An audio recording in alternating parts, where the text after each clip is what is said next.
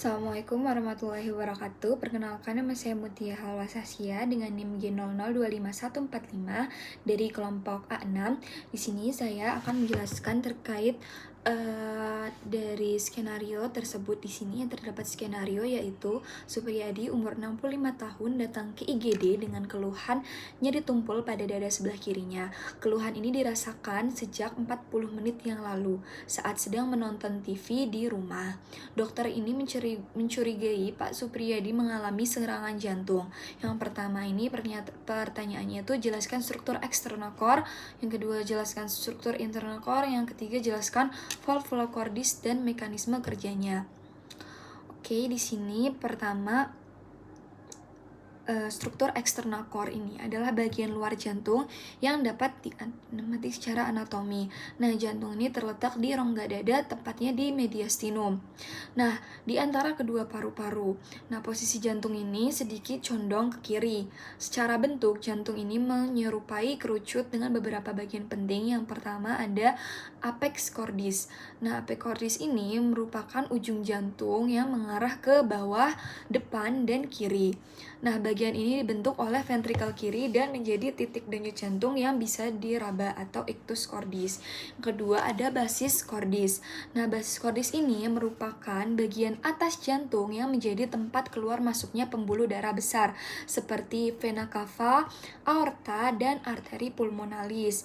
Yang ketiga itu ada permukaan atau fasies.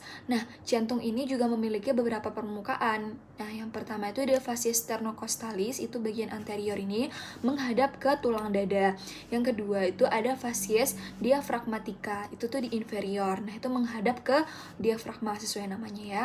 Lalu ada fasies pulmonalis ini berhubungan dengan paru-paru.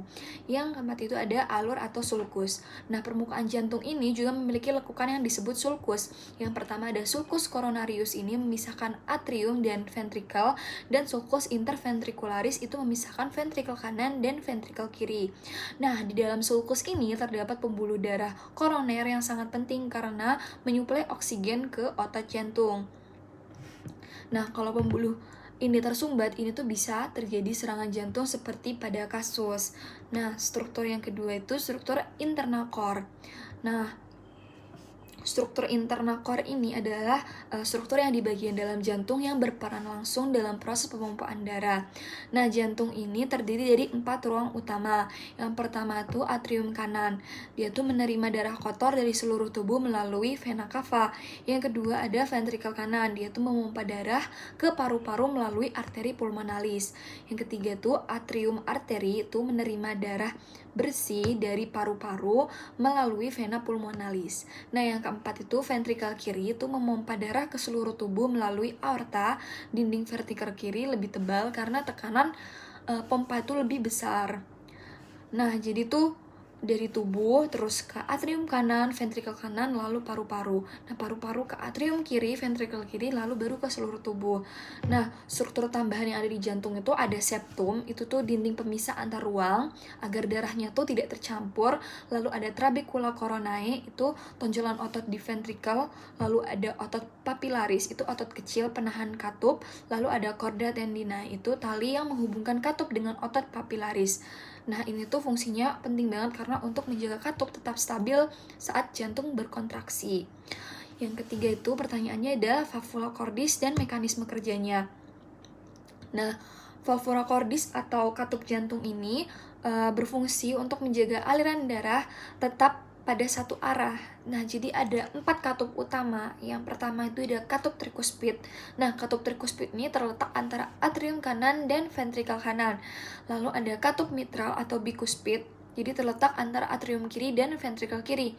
Yang ketiga ada katup pulmonal, itu mengatur aliran darah dari ventrikel kanan ke paru-paru. Yang terakhir ada katup aorta, ini mengatur aliran darah dari ventrikel kiri ke seluruh tubuh. Lalu mekanismenya kerja katup ini saat diastol tuh saat relaksasi ya. Jadi katup AV, trikuspid dan mitral ini terbuka, darah mengalir dari atrium ke ventrikel. Lalu ada saat sistol.